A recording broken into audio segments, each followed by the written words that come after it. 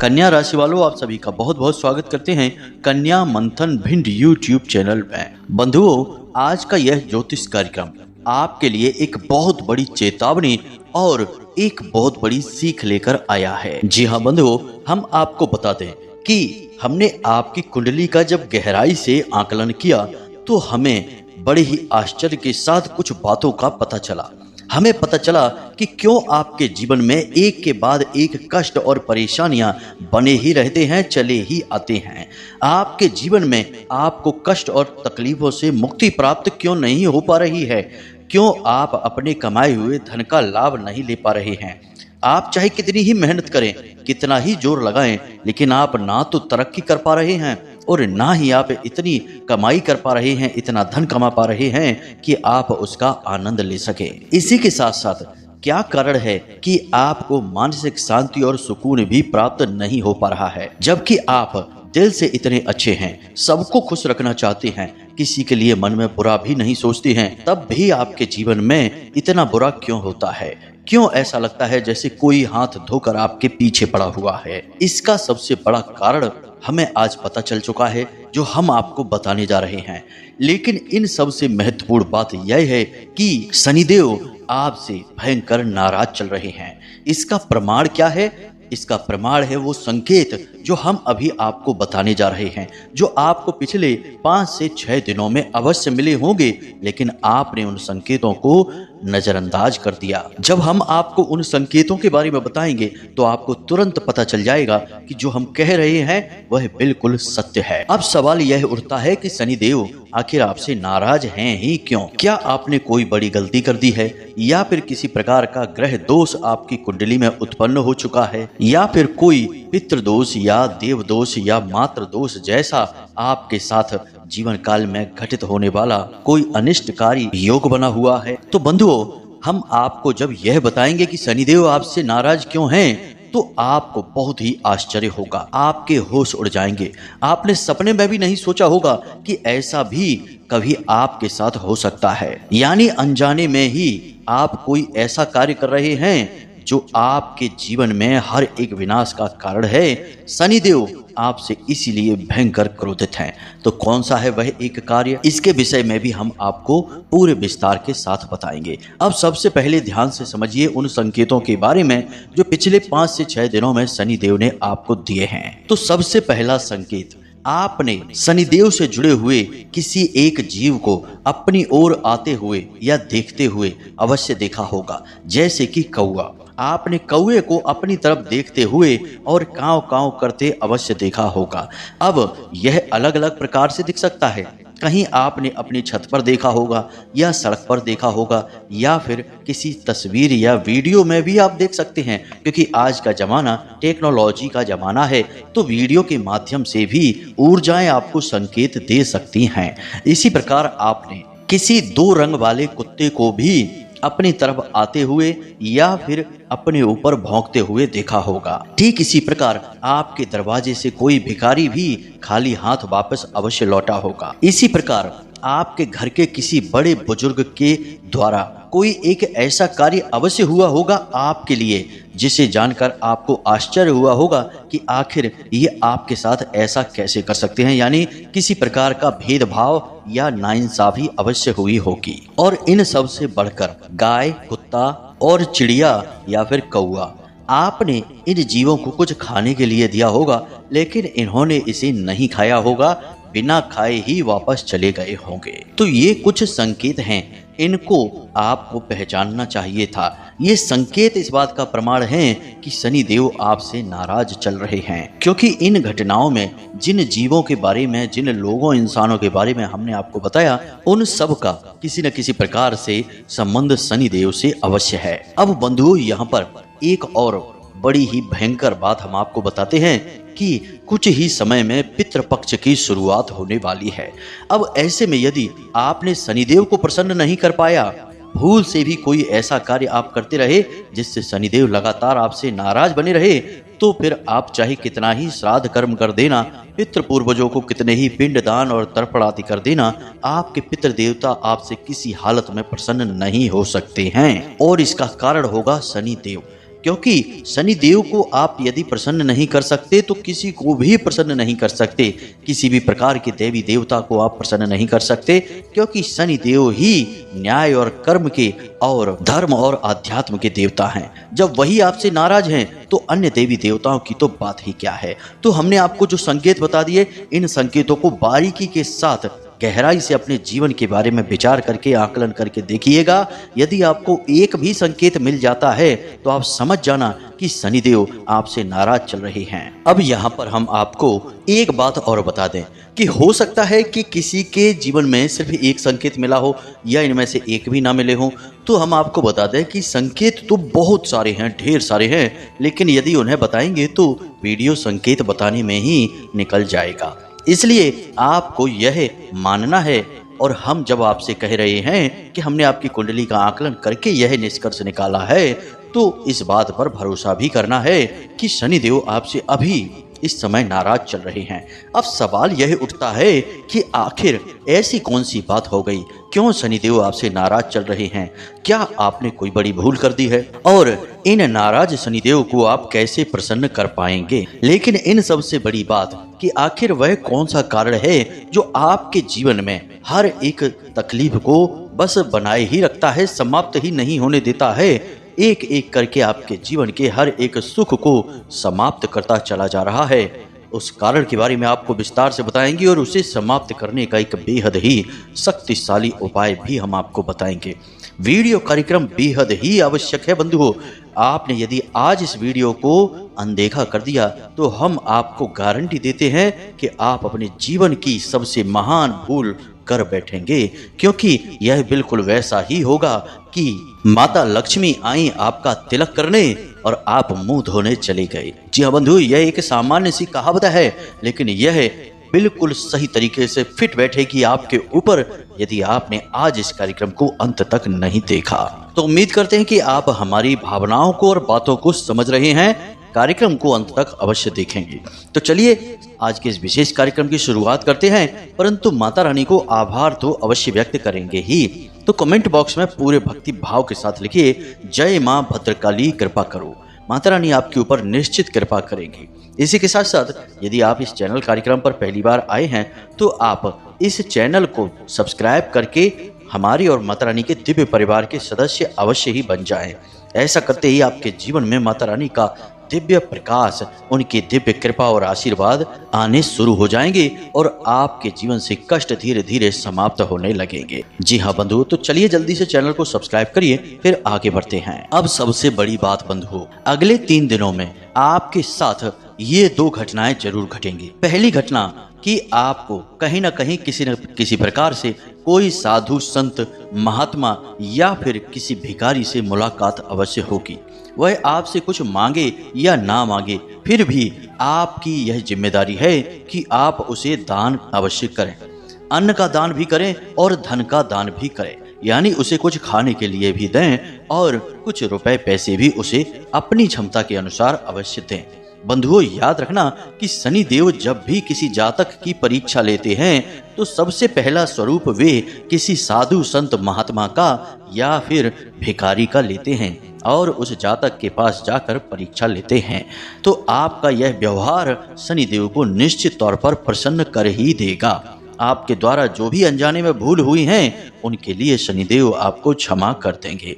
याद रखना कि शनिदेव की आपसे कोई व्यक्तिगत शत्रुता तो नहीं है, वे केवल कर्म देखते हैं। अब कर्म चाहे जाने में हो या अनजाने में हो, फैसला तो शनिदेव उनका करेंगे ही।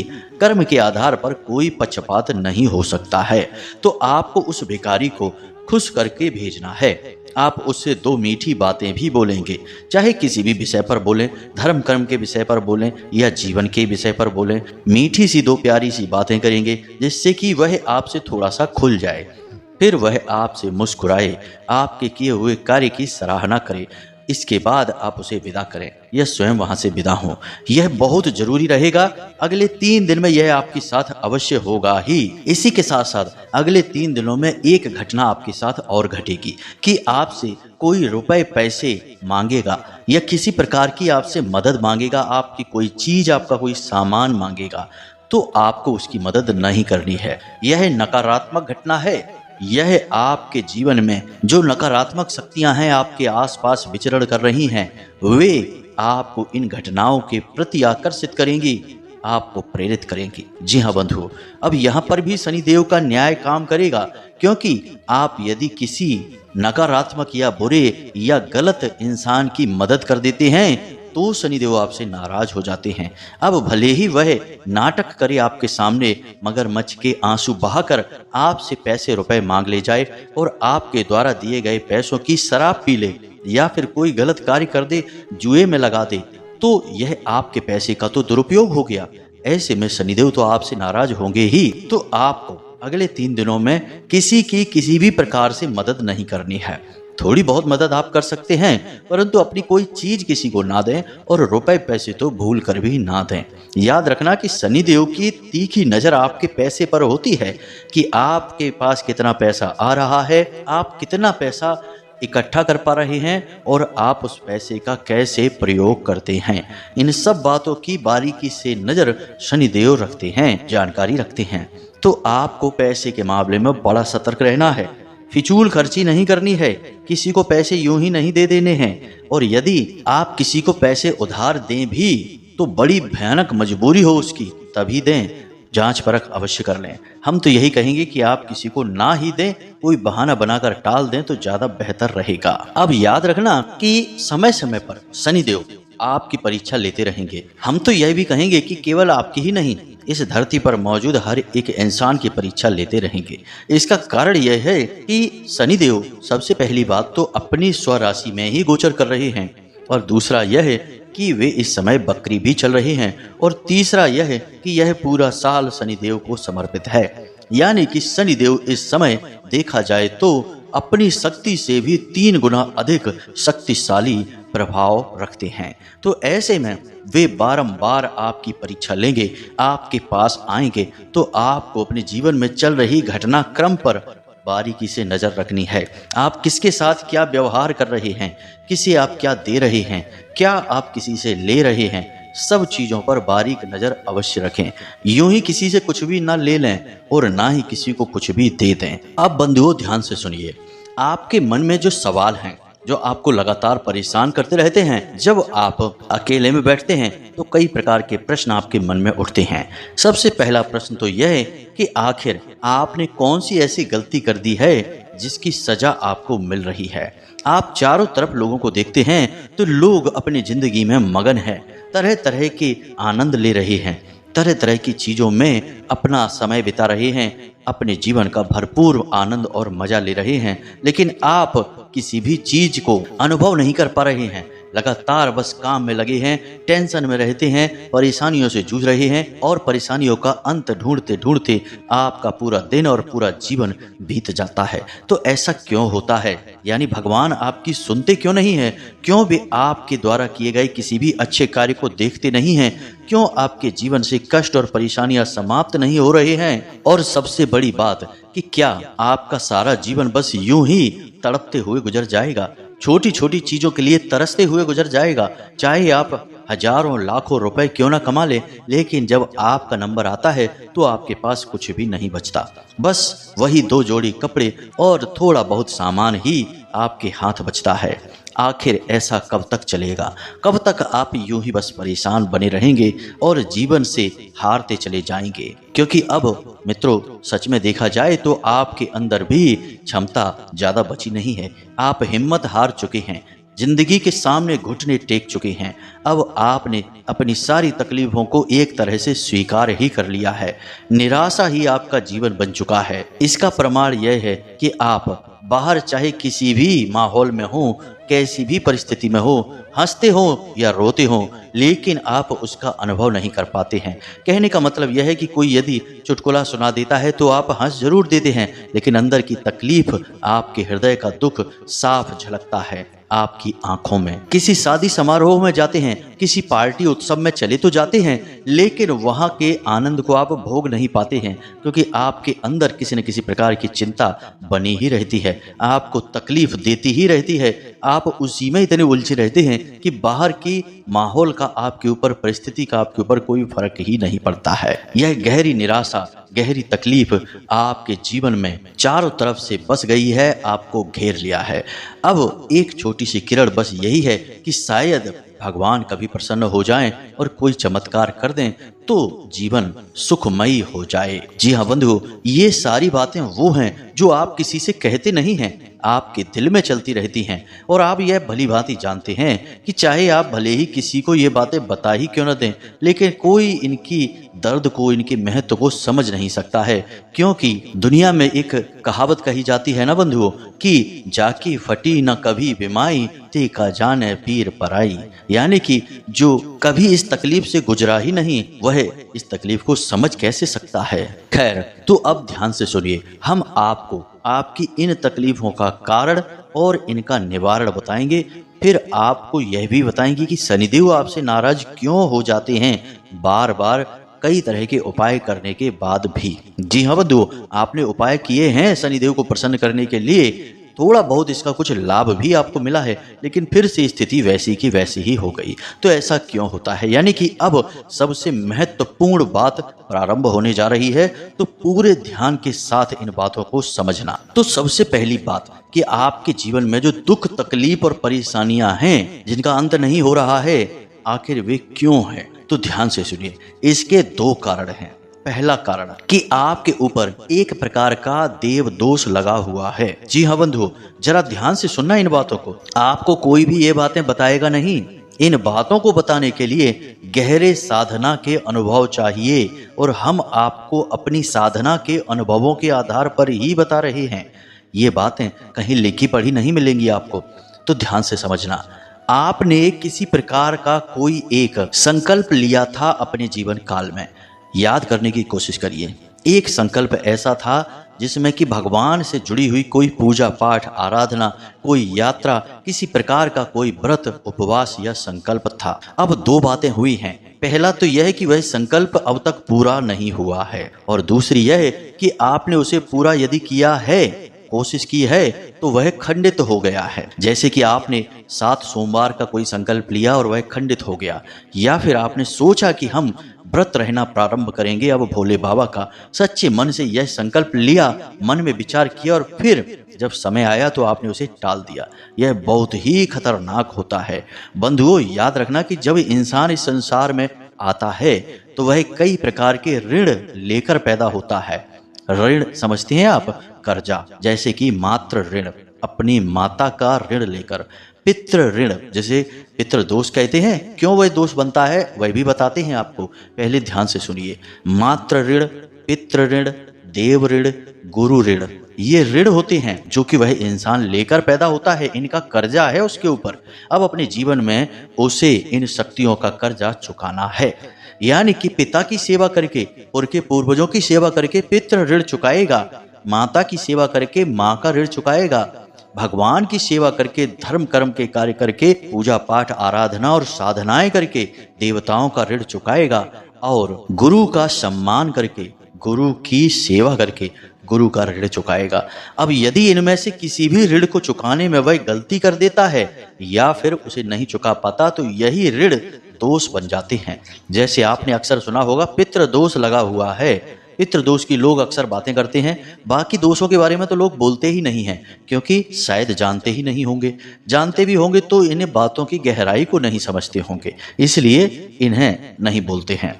तो आप समझिए कि जैसे पितृ दोष खतरनाक होता है, उसी तरह देव दोष इससे भी 1000 गुना ज्यादा खतरनाक होता है। पितृ देवता असल में आपके घर के पूर्वज ही हैं, जो कि अभी संसार में नहीं हैं। पितृलोक में चले गए तो पितृ देवता बन गए। लेकिन जो देवता हैं, जैसे भोलेनाथ हैं, भगवान श्री हरि विष्णु हैं या कृष्ण भगवान हैं, ये देवता तो सर्वशक्तिमान हैं। पितृ देवताओं से भी हजारों लाखों गुना शक्तिशाली हैं। पितृ देवता भी इनकी शरण में रहते हैं। तो यदि इनसे आपको दोष बन रहा है तो उसका निवारण तो बड़ा ही मुश्किल है, और इसके प्रभाव भी बहुत ही भयंकर हैं। जीवन पर्यंत चलने वाले प्रभाव हैं इस दोष के।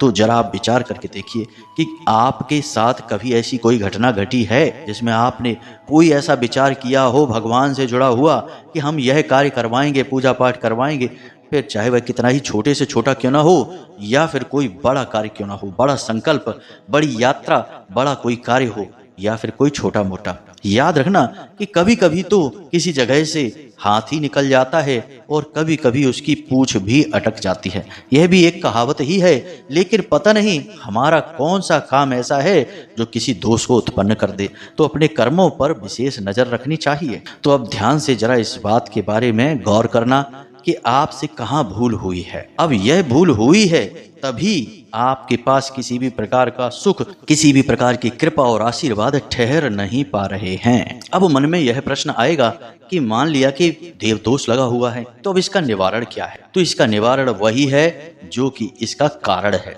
आपको विचार करना है कि आपने कौन सा ऐसा कार्य सोचा था भगवान से जुड़ा हुआ, धर्म से जुड़ा हुआ, जो अब तक अधूरा पड़ा है। आपको वह कार्य फिर से शुरू करना होगा, संकल्प लेकर करना होगा पूरे विधि विधान से। जी हाँ बंधु, अब यह आप कैसे करेंगे? तो आपके घर के या गली मोहल्ले में कहीं कोई पंडित जी होंगे जो कि पूजा पाठ कर्मकांड करवाते होंगे। आपको उन पंडित जी से मिलना होगा और उनसे कहना होगा कि पंडित जी, हमने एक कथा बोली थी सत्यनारायण भगवान की, करवा नहीं पाए, बहुत दिन हो गए, हम चाहते हैं कि आप वो कथा करवा दें हमारे घर में। तो पंडित जी आपको कोई मुहूर्त दे देंगे और आप उस कथा को करवा लें। कोई अखंड रामायण बोल देता है, कोई श्री भागवत जी का पाठ बोल देता है, कोई यात्रा बोल देता है। कुछ भी जो आपने मन में सोचा था उसके बारे में विचार जरूर करना बंधु। यह बहुत बड़ी बात हम बता रहे हैं, यही है आपकी परेशानियों का कारण। नहीं समझोगे तो कोई बात नहीं है, कष्ट भोगो। जब भोगते भोगते परेशान हो जाओगे, असह्य सीमा हो जाएगी, तब तो कहीं ना कहीं घुटने टेक ही दोगे जाकर।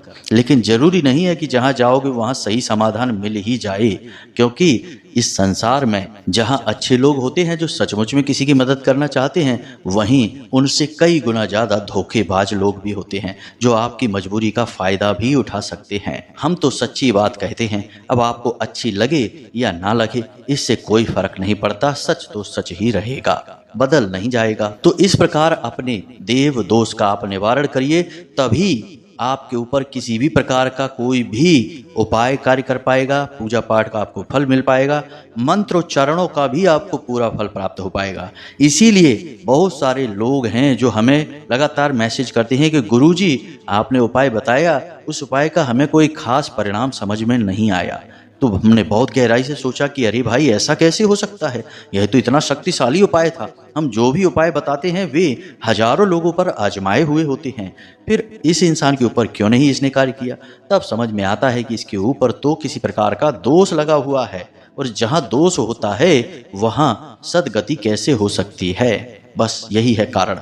अब बात करते हैं शनिदेव के विषय में। तो बंधुओं ध्यान से सुनिए, शनिदेव के नाराज होने का वैसे तो बहुत सारे कारण होते हैं जिनसे शनिदेव नाराज हो जाते हैं, लेकिन आप एक अच्छे इंसान हैं, आप किसी को हानि नहीं पहुंचाते, अनैतिक कार्य नहीं करते हैं, बेईमानी या फिर किसी के साथ किसी भी प्रकार की ठगी नहीं करते हैं। तो इन सब कारणों से तो शनिदेव आपसे नाराज नहीं होते हैं। लेकिन एक बहुत बड़ा कारण है जिसकी वजह से शनिदेव बार बार आपसे नाराज होते रहते हैं और आगे भी होते रहेंगे। जी हाँ बंधुओं, तो जरा ध्यान से समझिए, वह कारण है आपकी खुद की नकारात्मक सोच। अब यह कैसे, जरा विचार करके देखिए। आप अपने जीवन की परेशानियों से लड़ते लड़ते, हर एक समय पर एक नई समस्या से जूझते जूझते मन ही मन इतनी कड़वाहट भर चुके हैं, इतने नकारात्मक हो चुके हैं कि अब आपके साथ दो तरीके की घटनाएं होती हैं।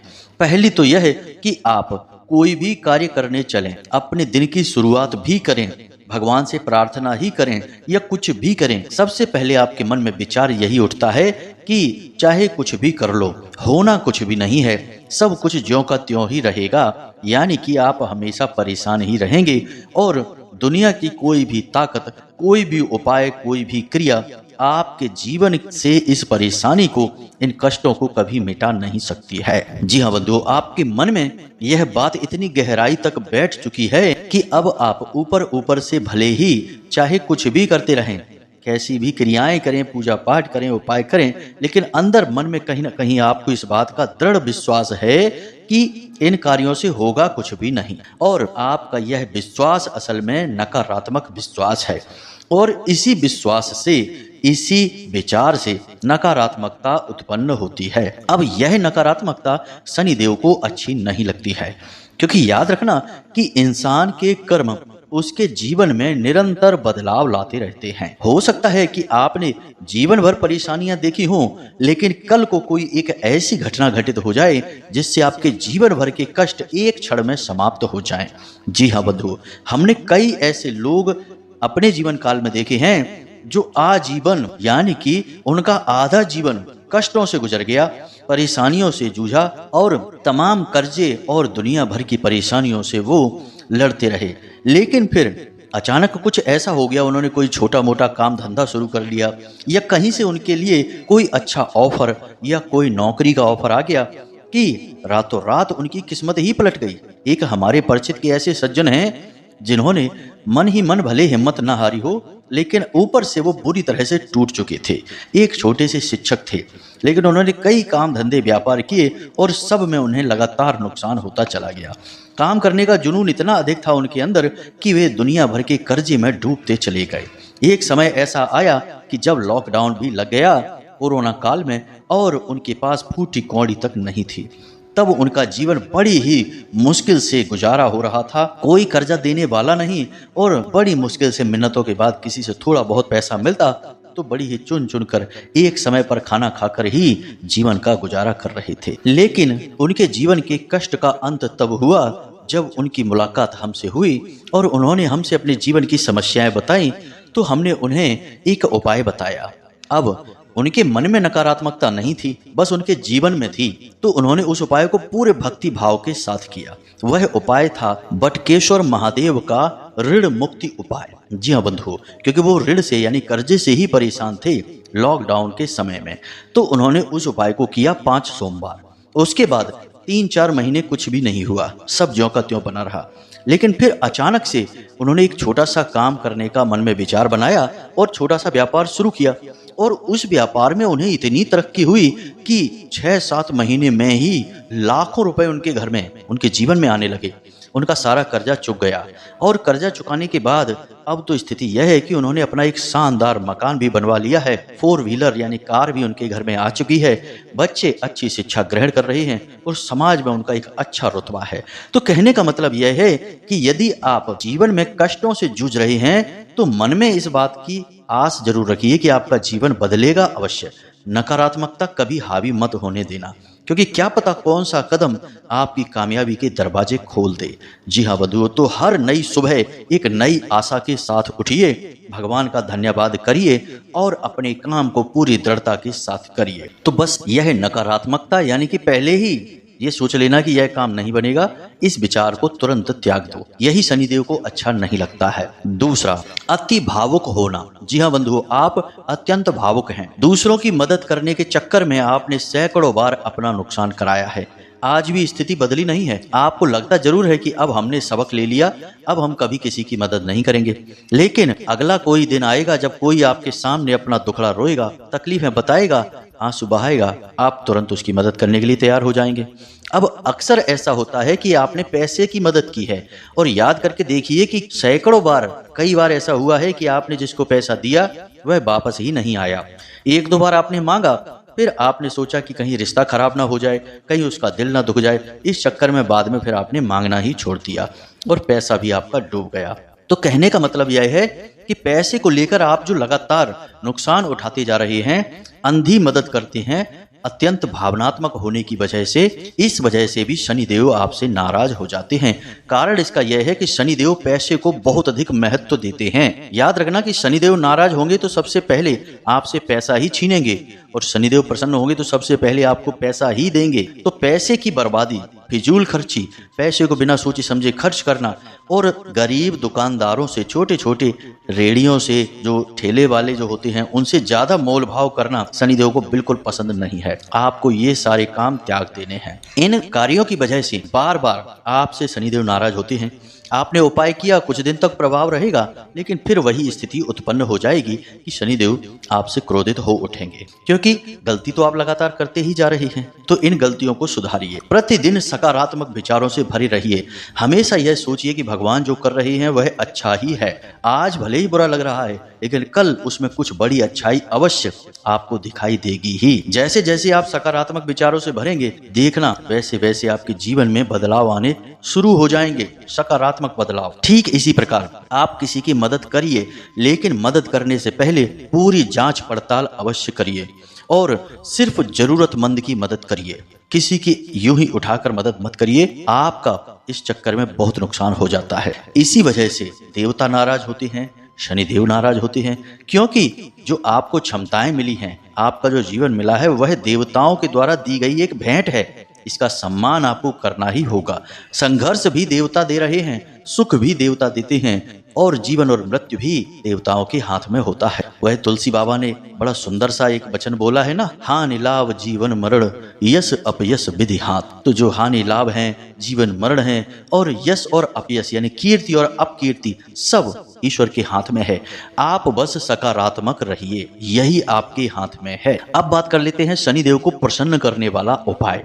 तो 2 उपाय करिए। एक उपाय कि जब आप अपने बालों में तेल लगाएं तो 1-2 बूंद तेल की जमीन पर अवश्य गिरा दीजिए। जी हाँ बंधुओं, यह बहुत जरूरी और बहुत ही शक्तिशाली और छोटा सा उपाय है। दूसरा उपाय कि शनिवार के दिन शनिदेव के मंदिर में छाया दान अवश्य करिए। ज्यादा नहीं तो 8 शनिवार करके देखिए। अब कोई कहेगा कि हमने 2 महीने पहले छाया दान किया था, तब 2 महीने पहले का छाया दान अब काम नहीं करेगा, क्योंकि ग्रहों की चाल के अनुसार ग्रहों का स्वभाव भी लगातार बदलता रहता है। तो आपको लगातार ऐसे प्रयास भी करते रहने पड़ेंगे। अब आप इस उपाय को फिर से करके देखिए, आपको नए परिणाम प्राप्त होंगे। साथ ही साथ आप अपने जीवन शैली और आदतों में भी परिवर्तन अवश्य करिए, वरना परिस्थितियां ज्यादा समय के लिए नहीं बदलेंगी, कुछ दिनों के लिए बदलेंगी, फिर वैसी ही हो जाएंगी। जी हाँ बंधुओं, उम्मीद करते हैं कि आपको सारी बातें समझ में आ गई हैं।